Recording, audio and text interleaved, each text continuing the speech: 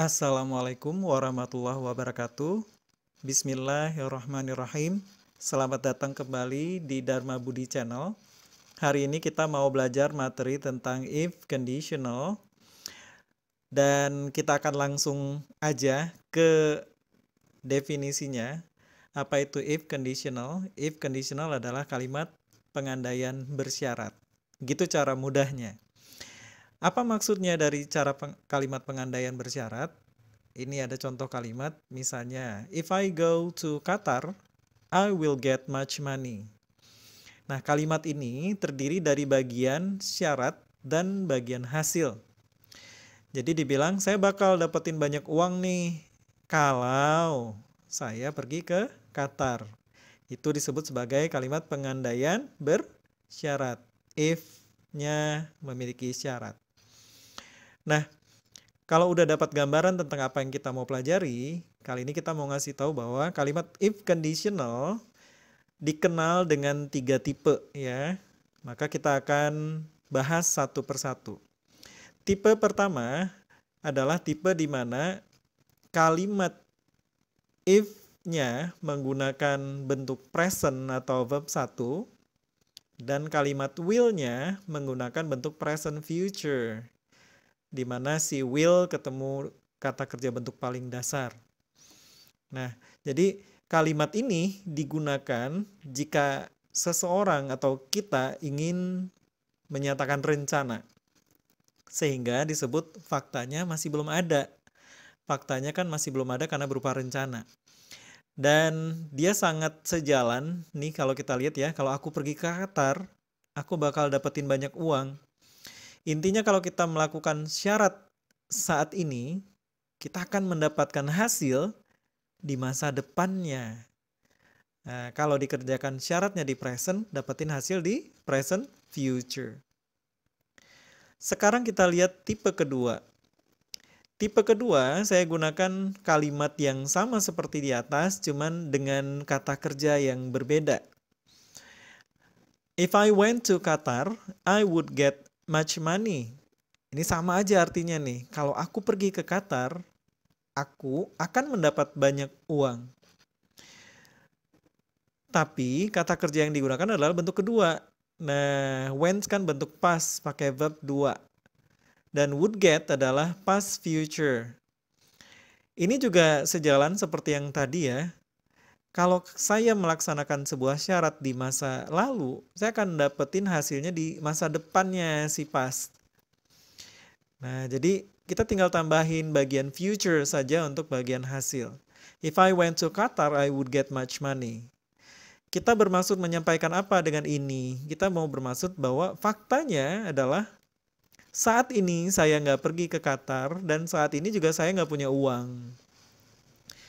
Jadi tipe kedua digunakan untuk berandai-andai terhadap apa yang saat ini tidak sesuai dengan apa yang diandai-andaikan. Nah, sekarang kita lihat tipe ketiga. Kalimatnya sama aja sama yang di atas ya. If I had gone to Qatar, I would have gotten much money. Bedanya adalah kata kerjanya lagi-lagi. Nah, kata kerja yang digunakan di tipe 3 adalah kata kerja bentuk past perfect. Nih, di mana had ketemu sama verb 3.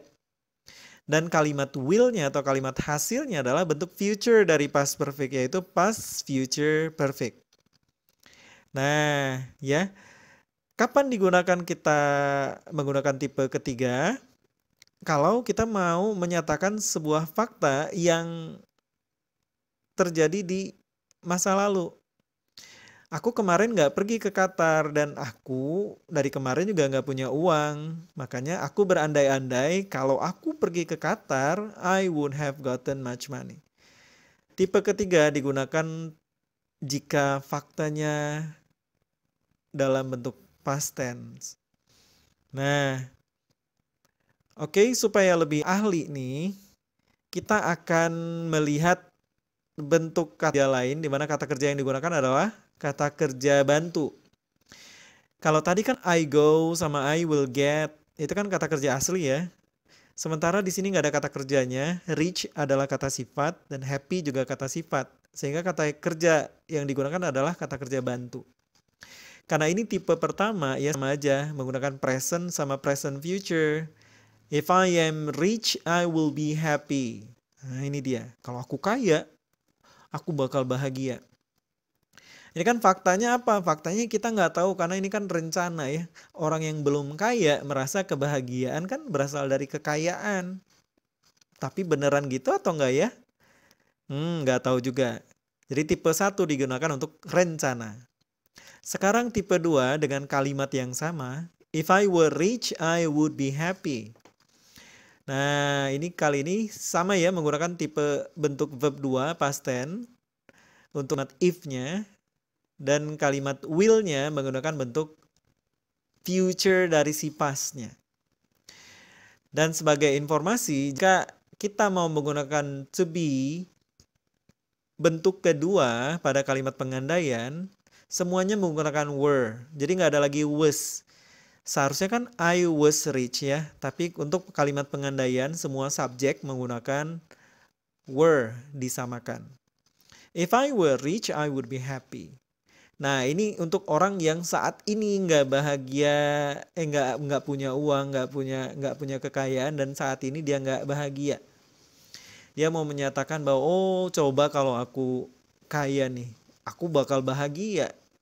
Dan sekarang aku nggak kaya, aku nggak bahagia. Ini ngobrolnya present. Oke.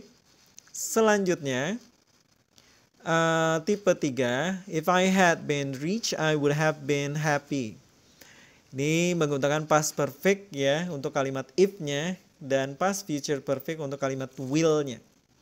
Ini digunakan lagi-lagi untuk fakta yang terjadi di masa lalu. Menyatakan aku dari kemarin nih nggak kaya dan aku dari kemarin nggak bahagia. Nah, adik-adik supaya lebih mudah sebetulnya dalam mengingat tentang si if conditional ini. Ingat ya, kita kan patokannya di if ya. Si if ini kalau tipe 1 menggunakan verb 1. Kalau tipe 2 menggunakan verb 2. Dan tipe 3 menggunakan unsur verb 3. Gone itu verb 3. Cuman ada temennya ya, had gone. Dan kalimat will-nya adalah kalimat will-nya selalu ada unsur future dari kalimat if sebelumnya. Kalau present di if-nya, maka kalimat will-nya present future. Kalau past di if-nya, maka kalimat will-nya menjadi past future. Kemudian kalau past perfect di kalimat if-nya, di past future perfect di kalimat will-nya. Nah, gitu adik-adik. Oke, kita lanjut ke bahasan selanjutnya, yaitu menamai tipe-tipe if conditional. Tipe pertama disebut present real conditional karena erat hubungannya sama rencana nih. Ini kalau ada babang-babang ngobrol sama adiknya, Dek kalau adik mau sama abang, abang akan. Nih, apa yang diobrolin saat ini macam bener aja. Ini present real conditional. Apa yang diobrolin saat ini macam bakalan bener aja kejadian. Tapi kan padahal nggak tahu tuh. Maka disebut sebagai present real conditional. Kalau tipe kedua namanya present unreal conditional. Karena saat ini keadaannya udah nggak real sama apa yang diandai-andaikan. Present unreal conditional. Hubungannya past tense ya, sama fakta ya. Saat ini keadaannya nggak sesuai sama apa yang diandai-andaikan. Present unreal conditional. Kalau yang ketiga kita udah bisa tebak namanya. Jadi past unreal conditional. Keadaan di masa lalu nggak sesuai sama apa yang diandai-andaikan. Ini kan hubungannya sama tadi ya, sama fakta ya. Di masa lalu. Nah, oke. Nggak sesuai sama apa yang diharapkan. Ini minta maaf ada muncul-muncul terus. Saya belum tahu gimana cara menyingkirkan si notifikasinya. Jalan aja langsung. Sekarang kita maju ke bahasan selanjutnya. Bagi yang masih ngerasa bingung kapan saya gunakan tipe 2 dan kapan saya gunakan tipe 3, ini kan mungkin gara merasa mubazir ya. Kalau berandai-andai kenapa nggak tipe 2 aja? Nah itu dia. Bener. Ini saya kasih contoh aja dulu nih ya supaya lebih jelas. Oh kalau aku kaya aku bakal nikahin dia. Ini adalah omongan orang yang saat ini nggak kaya dan tidak berkemampuan untuk menikahi dia. Sementara dianya saat ini lagi acara pernikahan tuh. Jadi ngobrolnya pakai tipe 2. Aku nggak kaya nih. Kalau aku kaya, aku bakal nikahin dia. Nah, kemudian berlanjut nih ceritanya, pura-puranya dia menjadi kaya di kemudian hari gara-gara usahanya dan kekecewaannya di masa lalu, sehingga dia menjadi kaya. Tapi dia nggak bisa move on, dia ngobrol seperti ini. Coba kalau kemarin aku kaya, aku bakalan udah nikahin dia. Dia mau ngobrol tentang faktanya, dulu tuh aku nggak kaya. Dan dulu aku nggak bisa nikahin dia, meskipun saat ini akunya kaya. Jadi maka dia menggunakan tipenya tipe ketiga. Jadi sebetulnya ini kan kita lagi budaya orang ya, bahwa kalau kita yang Islam, yang Muslim, kita nggak boleh berandai-andai seperti ini ya. Dan ini lebih parah lagi nih, ini nggak bisa move on dari masa lalu, kayak nggak percaya aja. Maka ini sekedar hanya kita pelajari saja.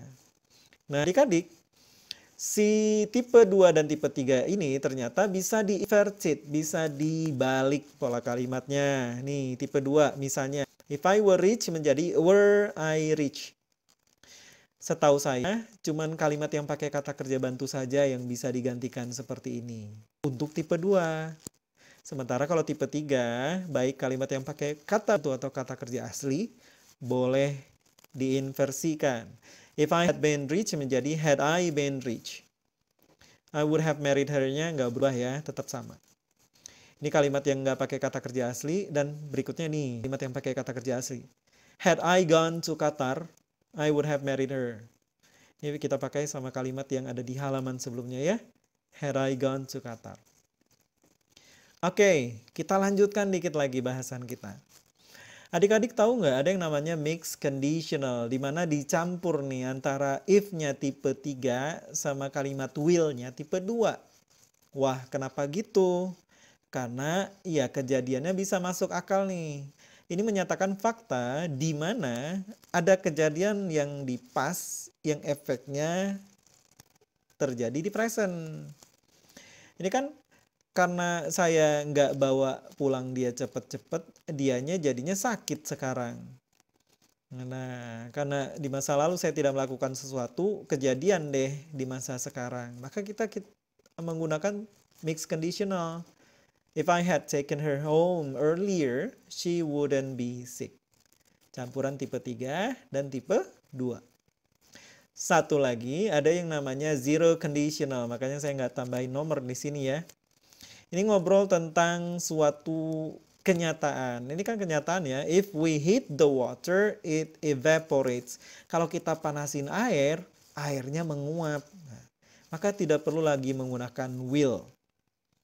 Nah, kita udah belajar nih semua if conditional. Sekarang sisanya adalah adik-adik silahkan berlatih ya untuk menggunakan if conditional ini, baik untuk menulis ataupun berbicara.